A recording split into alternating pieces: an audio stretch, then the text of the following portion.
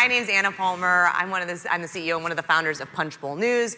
Joined this morning by Jake Sherman, another founder of Punchbowl News. We are thrilled to be here in Baltimore, Maryland. Appreciate everyone joining us in person, as well as those who are joining us on the live stream this morning. We are going to be joined on stage by Maryland Governor Wes Moore, a rising star in the Democratic Party, talking news of the day, the state. This is a hometown economy. crowd. I like it. This is not fair. And small business in Maryland.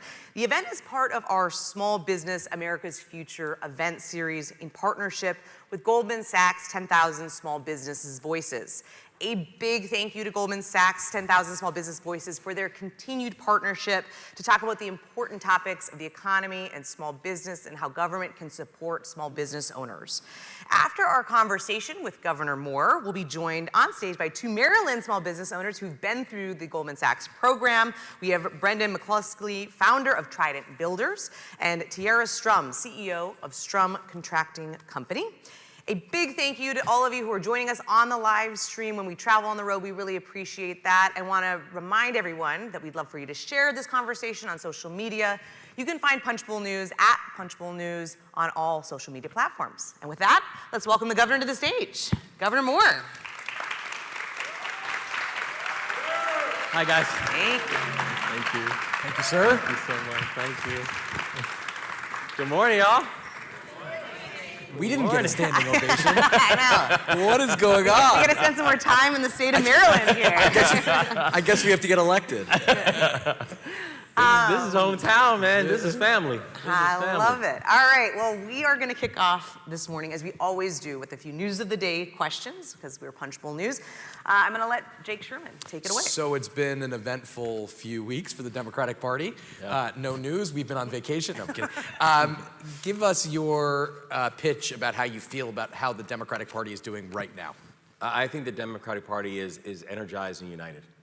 I think, but the thing that I'm really loving about what we're seeing with the Democratic Party is this is an excitement that is not being driven exclusively by what's the alternative, right? This is actually an enthusiasm that's driven by the vision and the values that the vice president is now bringing into this race. And I think that's the thing that is going to be incredibly compelling for people going forward. You know, we know that there is just going to be a certain percentage of the population that will not vote for Donald Trump. They've seen enough, right? And they also know that at a time when there was all these ideas about would he moderate, did he change? I don't need to say he didn't change, he said it. And in fact, he said, I actually think I've gotten worse. That's a direct quote, right?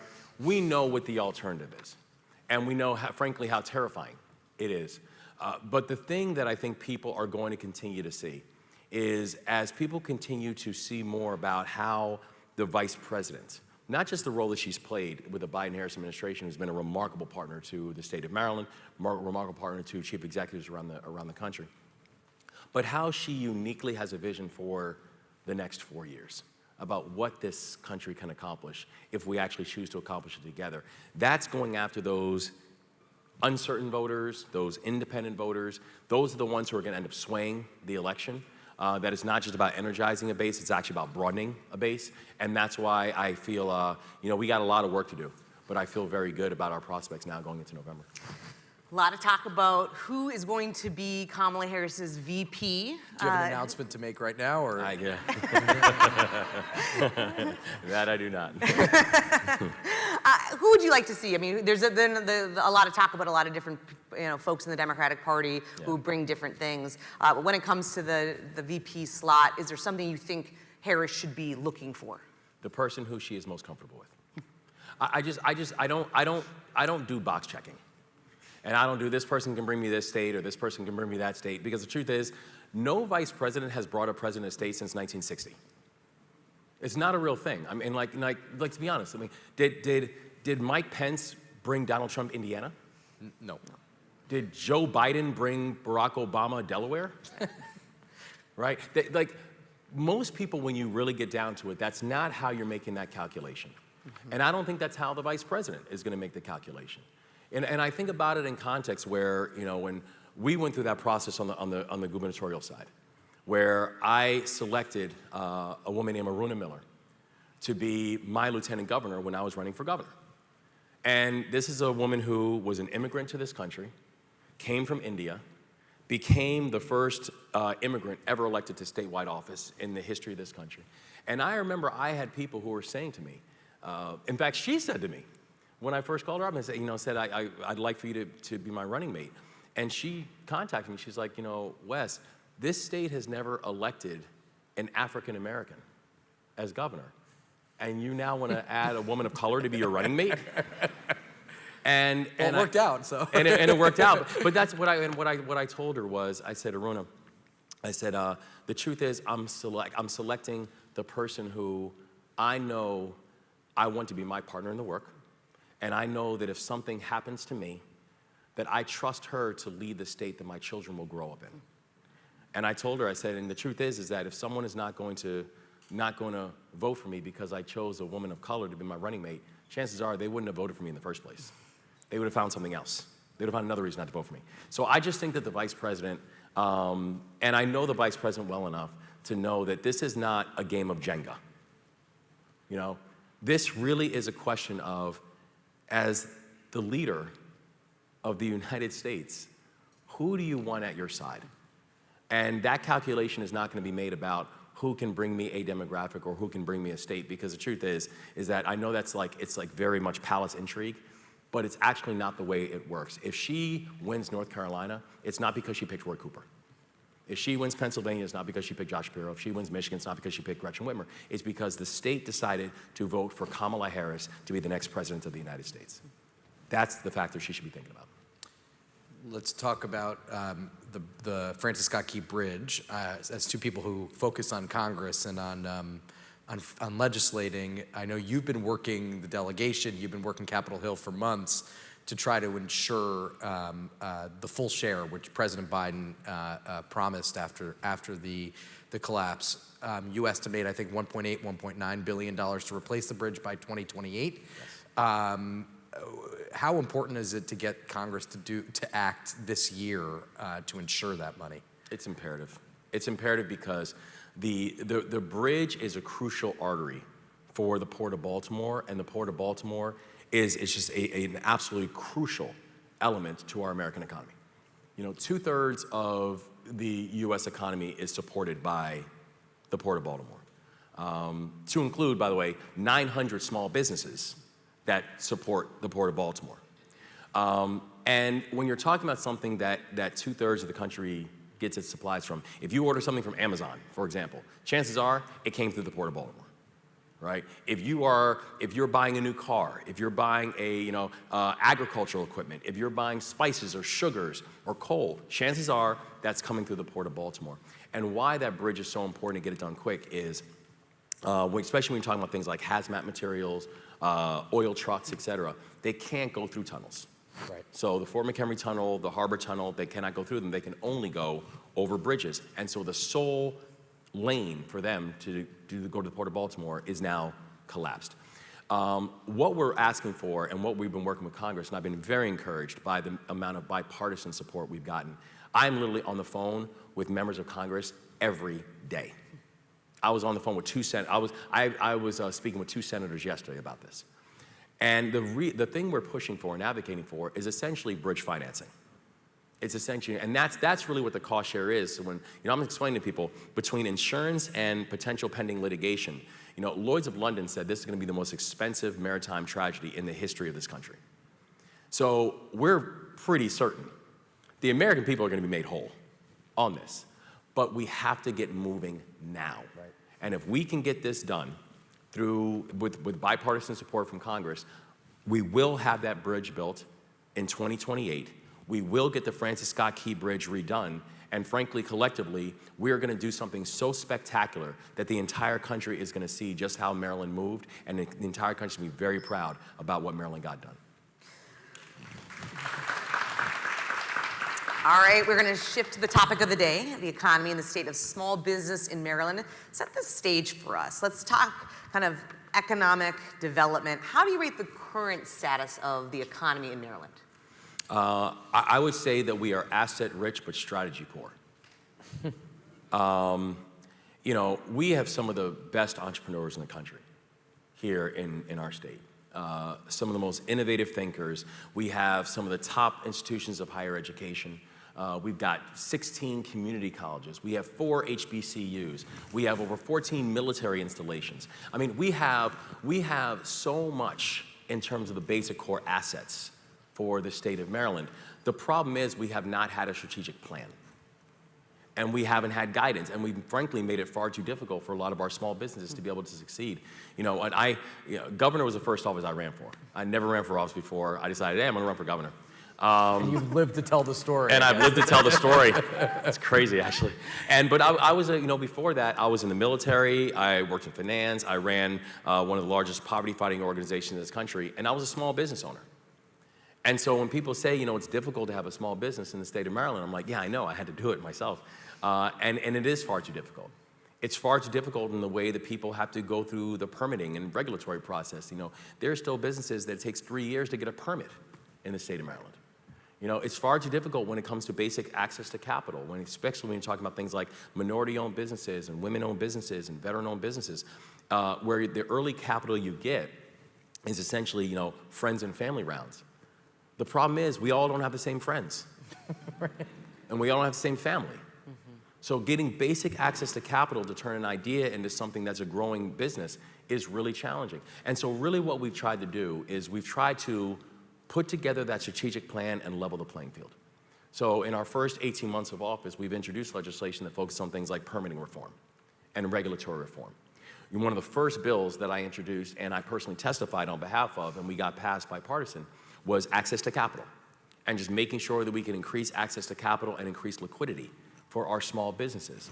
One of the first things we started doing was working on procurement reform, because you had significant capital that's coming from the state, but we never were able to actually come up with real procurement policies. And oftentimes, when you come up with procurement goals, we allow things like these free waiver processes to go through and allow people to make excuses like, well, I made a good faith effort to find someone I could work with. Well, good faith effort is not good enough. You gotta work harder. And so these are all things that we've been doing and working on to get our economic engine going, to get small businesses the support that they need, and frankly, where we want to have a pathway for everybody in our state to learn how not just to be an employee, but how to be an employer, and to know that this is going to be a state that you're actually going to get those kind of supports. One thing you've been focused on, I think one of the planks of your campaign was building wealth in minority communities. That's right. Which is something we hear a lot, and as we've gone around the country with Goldman Sachs and from small business owners.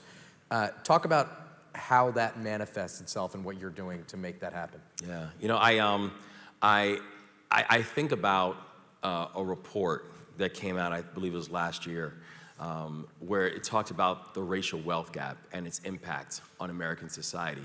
And the report showed that the racial wealth gap has cost this country $16 trillion in GDP over the past 2 decades. $16 trillion. And again, that's not GDP of a group. It's GDP. So the thing that we have seen is that these unfair practices, that racist procurement policies, that the racial wealth gap, that's been remarkably expensive to the United States of America. And so we have a real focus to say, if you actually want to have a growing economy, you've got to have a participatory economy. And you've got to have, and again, when I'm talking about wealth, I want to be clear, wealth is just simply the ability to own more than you owe. Wealth is just simply the ability to pass something off to your children besides debt, right? That's wealth. And so we really want to do a better job of creating an ownership society.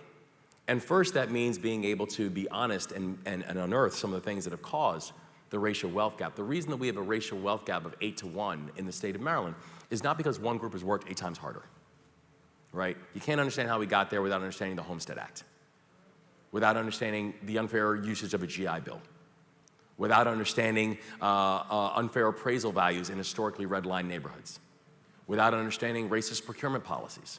And so first thing, we have to be able to address those issues that have caused it. And then really put a core focus on ownership And that's why doing things like being able to focus on procurement reform in our state became such a high priority. That's why this past year we passed the most aggressive, thoughtful, and pretty leading housing package that this state has ever seen. And we're really proud of that because we want to create better pathways for people to become homeowners. And also, we need to get rid of these arbitrary barriers that are keeping people out of industries. And just last month, we have a brand new cannabis industry in the state of Maryland that now, in fact, I just announced that we've had over $1.1 billion of sales in our first year in the recreational cannabis market, making now Maryland has a new billion-dollar industry, right? But while we love the fact that this was an equitable rollout, over 174 new social equity licenses, the thing I also knew was this: you cannot celebrate the benefits of legalization if you do not address the consequences of criminalization.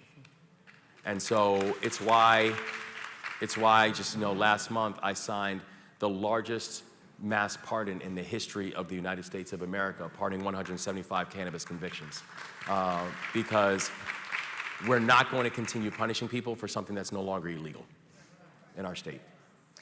So.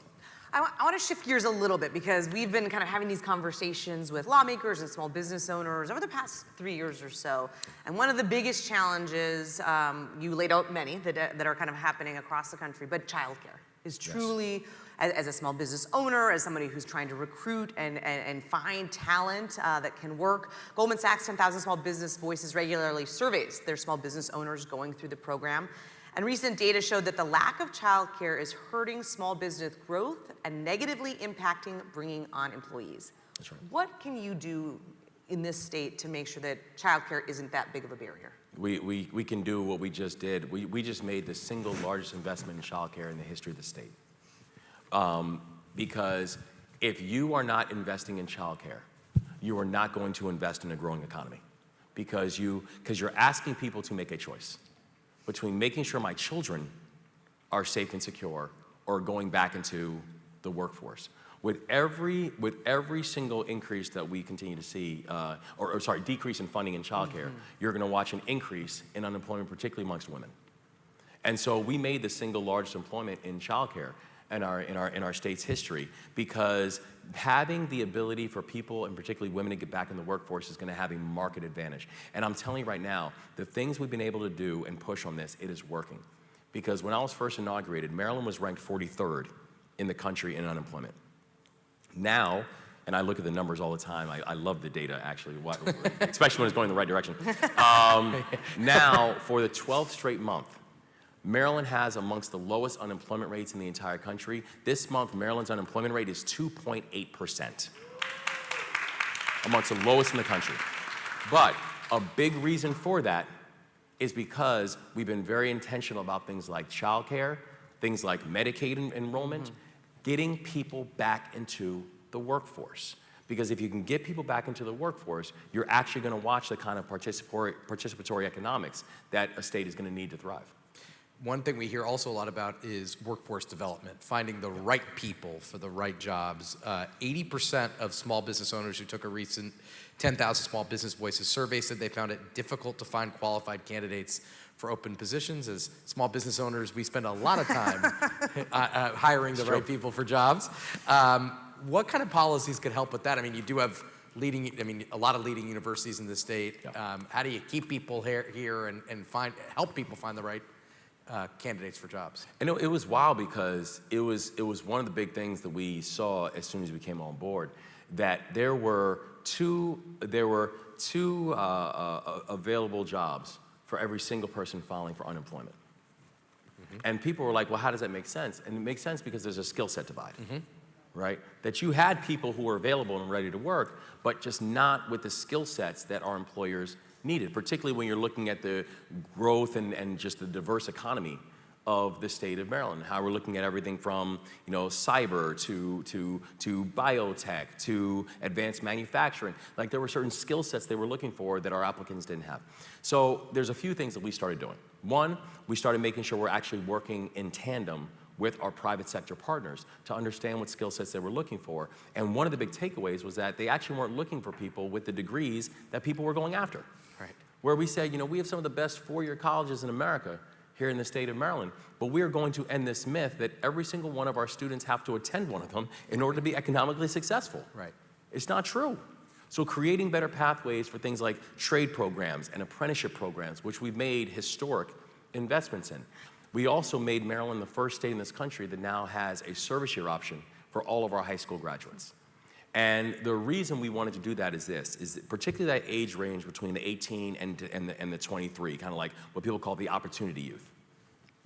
We are big believers in experiential learning. We're big believers in earned financial cushions for people who are putting in the work. We're big believers that in this time of political divisiveness and political vitriol, that service will save us. That if people serve together, they'll generally stay together. And I know I saw it when I joined the military. I was 17 when I joined the military. I had people who I served with in Afghanistan who came and campaigned for me when I ran for governor. Many of them were not Marylanders. Many of them were not Democrats.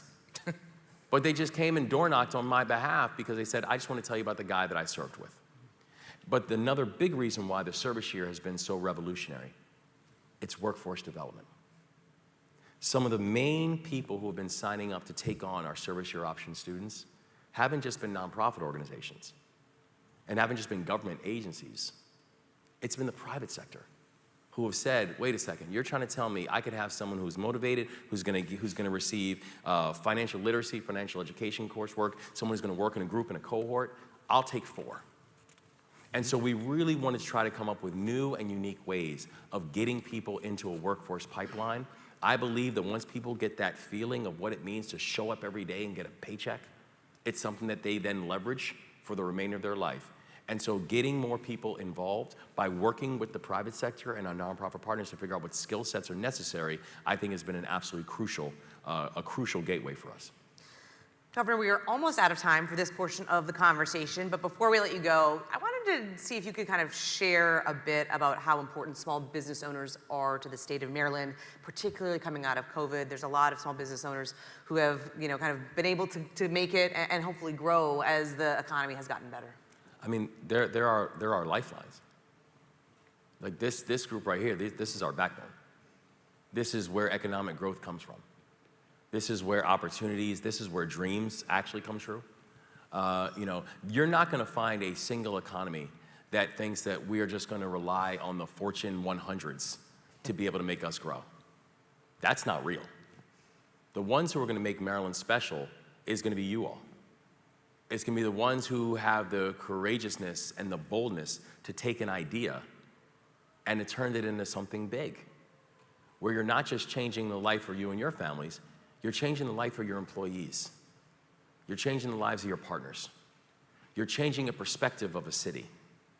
You're changing the way that government does its business. There is no way that this is going to be Maryland's decade. And listen, breaking news, this is going to be Maryland's decade. This is literally going to be our time. And we got receipts to show for Might it, be too. the Orioles decade, too. And it will be the Orioles decade, too. And the Ravens. It's going to be a good time for us. Go Dads, go Dads. Yeah, that's but that's only going to happen is if we make this the state where Maryland can be the best place in the world to change the world. It's only going to happen when our small businesses are able to grow and thrive and know that this is a place where we want you, where we're going to fight for you, where we want to make sure that you stay and build and grow and eventually retire, but that your assets and your contribution is just uniquely Maryland. So I'm only gonna be successful. This state's only gonna be successful if they're successful. And that's why I am just all in to make sure we're doing everything that we can to support the small businesses in our state. Governor, we're gonna leave it there. Thank you so much. Thank you. Appreciate it. Thank you. Appreciate it. Thank you. Thank y'all. All right. Thank y'all. Now I'm going to welcome Brendan McCluskey, founder of Trident Builders, and Tiara Strum, CEO of Strum Contracting Company, to the stage for a fireside chat. Brendan and Tiara, please.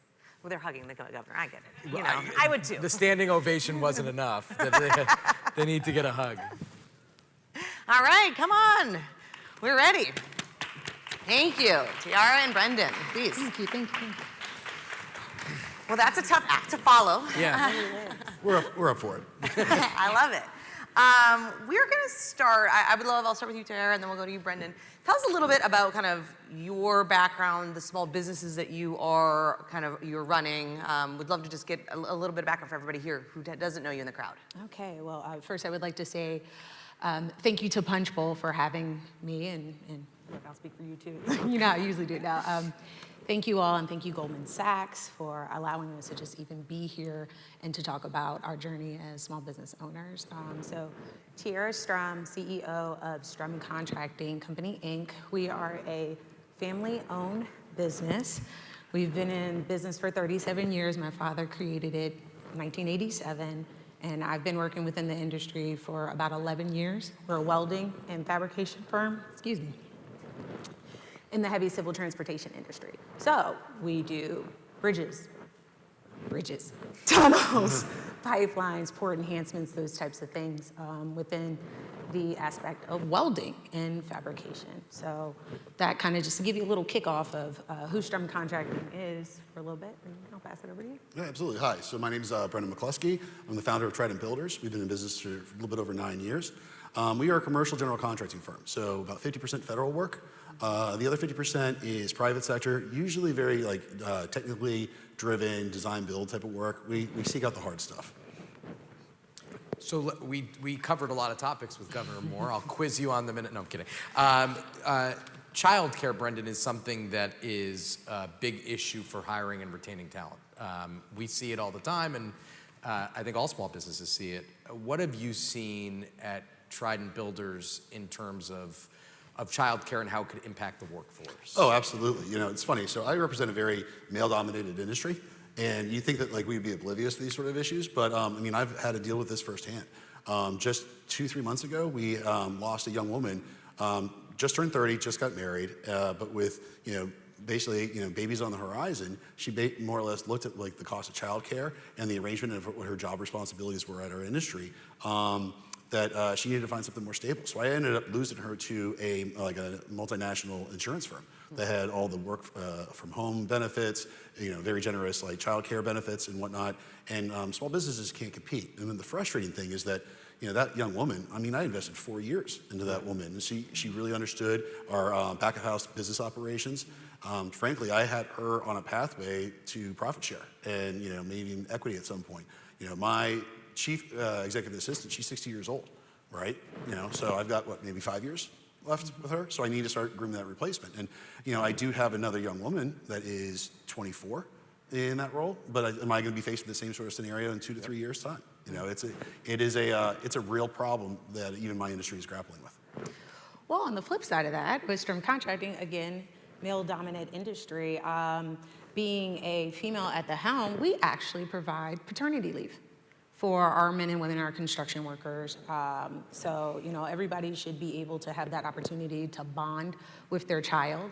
As I like to say, kind of that woman touch. And we also provide offsets for childcare if need be. So there are ways, and although small businesses do grapple with it, our industry, because we do have fringe benefits as well as kind of your take-home pay, we're able to maneuver that in a way where we can offer those different types of benefits within the industry that we're in. So usually when I say that, most people are like, you do what? You provide paternity leave? And I'm like, yeah, we're able to do that. We heard a lot from the governor about some of the programs that he's trying to implement, how he's trying to make the state better for small businesses here.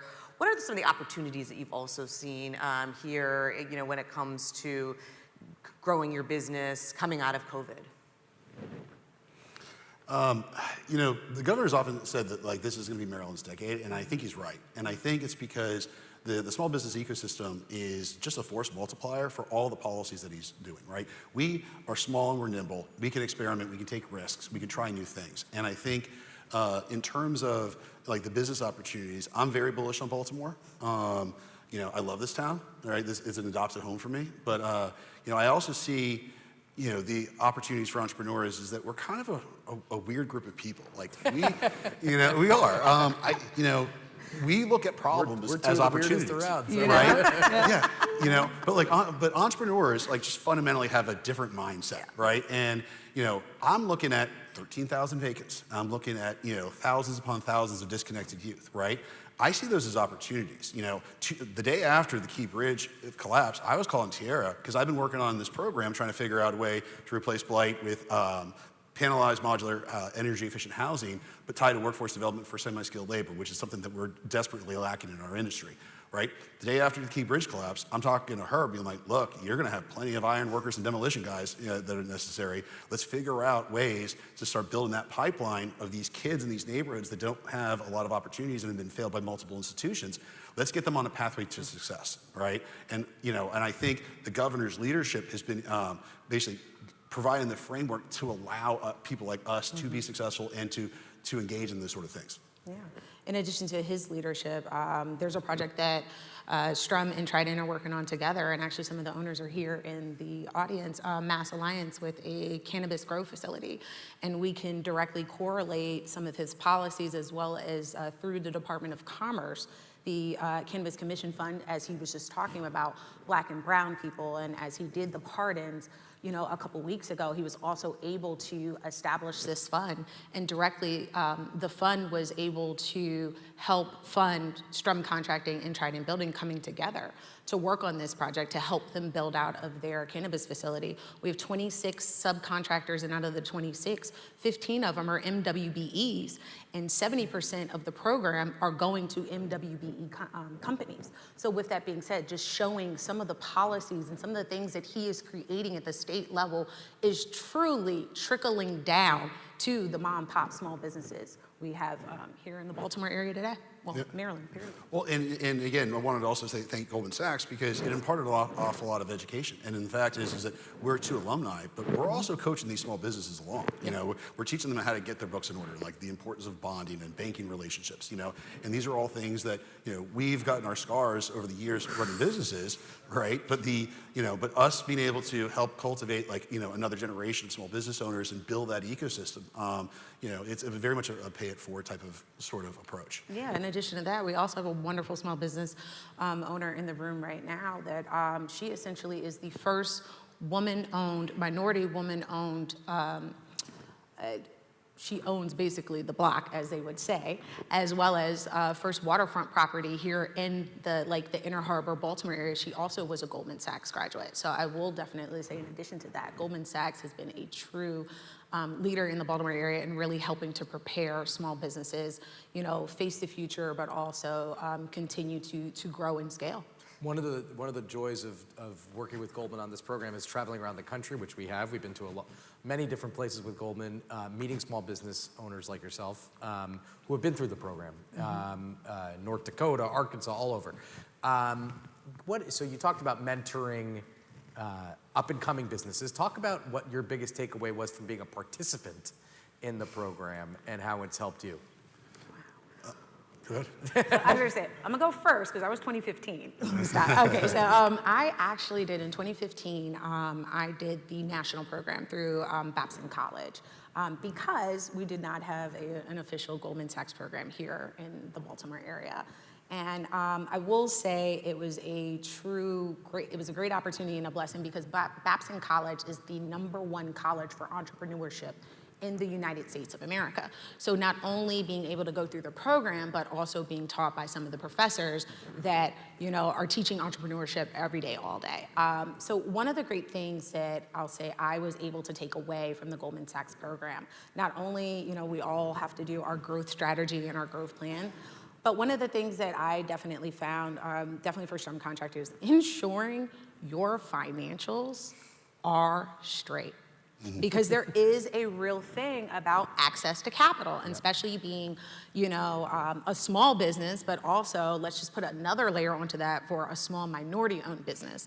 You have extra added layers. So when you're able to, provide those true, solid financials, I think it does help alleviate some of the barriers that we already face. So I will say that was one of the biggest things that I was able to take away. Also understanding, sometimes it took a while. We've gone through a couple CPAs, and that's one of the things they talk about, making sure you find the right banker and the right financial folks for you that know your business and understand your business. And our CPA is actually sitting here in the room. Brenda and I both share one. We're both in construction.